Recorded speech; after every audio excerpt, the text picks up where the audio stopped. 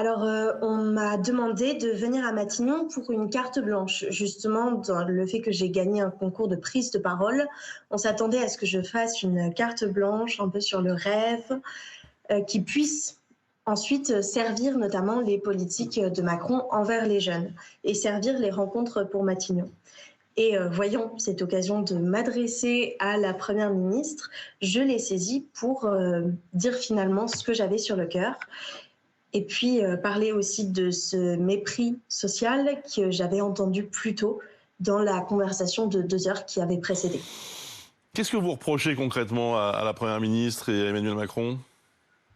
Alors, il y a plusieurs choses. Là, je me suis adressée à la Première ministre. Je pense que la politique actuelle ne plaît pas à la majorité des Français.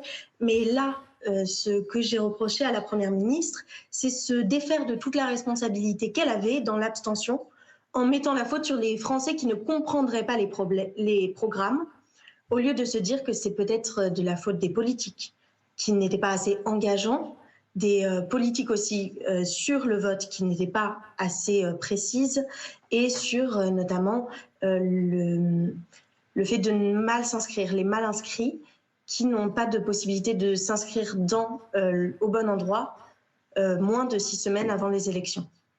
Alors c'est très intéressant comme sujet, en effet, on ne cesse de le dire tous les ans, ou à chaque élection plus précisément. Voilà, pourquoi les jeunes se désintéressent-ils à ce point du vote? Donc là, vous avez exprimé vos idées vis-à-vis en gros, des politiques, pour faire un raccourci.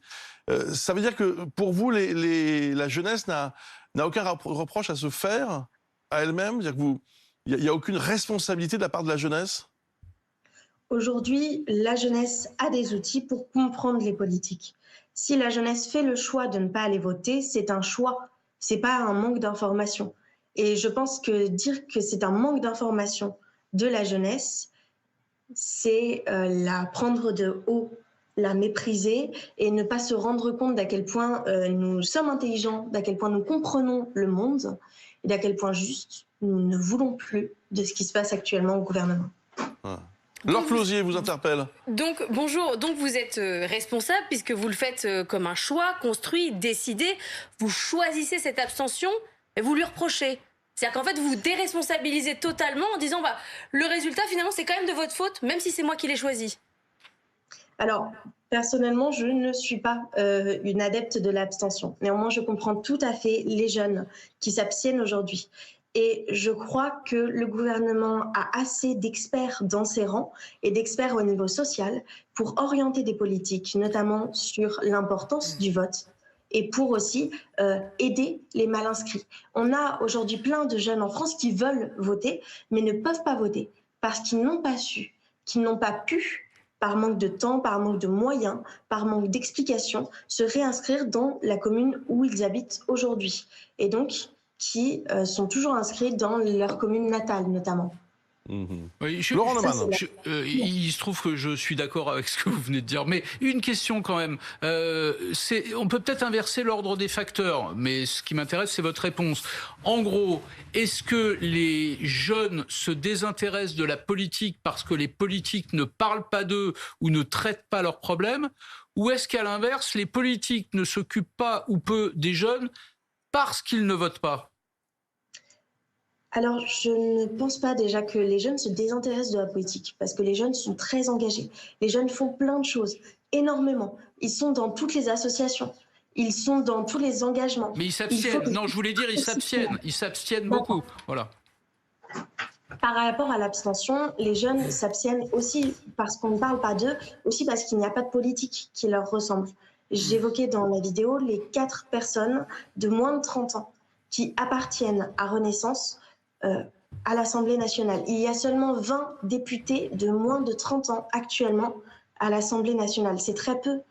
Les jeunes votent pour des personnes qui vont établir des lois qui ne les concerneront finalement jamais, puisqu'ils sont trop vieux pour pouvoir être concernés.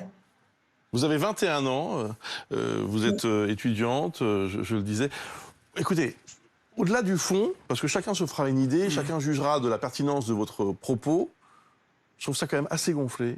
et assez fort, pour être Courageux, honnête, même. mais courageux, Ah ouais. de faire ce que vous avez fait. Je me demandais d'ailleurs si on vous l'a reproché après coup. Est-ce qu'on vous a dit quelque chose ou est-ce que vous êtes un peu fait enguirlander?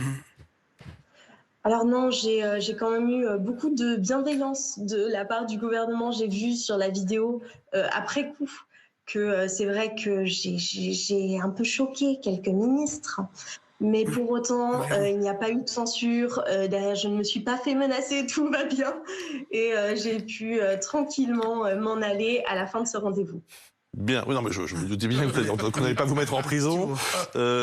Mais en tout cas, c'est intéressant. Juste un mot, François Patria, Oui, là-dessus. d'abord, mademoiselle, vous avez du talent et vous êtes très mature. Mais j'ai bien compris quand même, il y a un côté pervers dans votre intervention. Vous avez compris que le mot qui pèse aujourd'hui, c'est le mot mépris. Vous vouliez à tout prix le placer. Vous vouliez placer le mot mépris. Mais vous l'avez fait en parlant des programmes à côté, ce qui est absolument... Je ne comprends pas. Si les jeunes aujourd'hui ne votent pas, d'abord, c'est par esprit contestataire. Deux, moi, j'ai fait des réunions, alors j'appartiens à la tranche d'âge que aujourd'hui vous contestez, vous avez raison de le faire, mais c'est pas là, c'est quand on fait des réunions publiques sur les programmes, quand on fait des rencontres sur le territoire, les jeunes, ils viennent pas, ils s'intéressent pas. On fait des réunions qui concernent la jeunesse, l'éducation, qui concernent le sport, qui concernent la vie associative. J'en fais tout le temps. Moi, je vois des gens qui viennent de 40, 45 ans, 50 ans, qui s'intéressent au projet, qui s'intéressent aux jeunes. Et moi, figurez-vous que si j'ai voté la réforme des retraites, c'est pas pour moi. C'est justement pour les jeunes aujourd'hui qui vont dans le travail. Bien, je suis désolé, on est au terme du temps qui nous est imparti. Mais merci infiniment d'avoir répondu à nos questions, d'avoir expliqué votre démarche. Bravo aussi pour votre prix, Eloquentia, donc ce concours d'éloquence internationale. Merci mille fois d'avoir accepté notre invitation.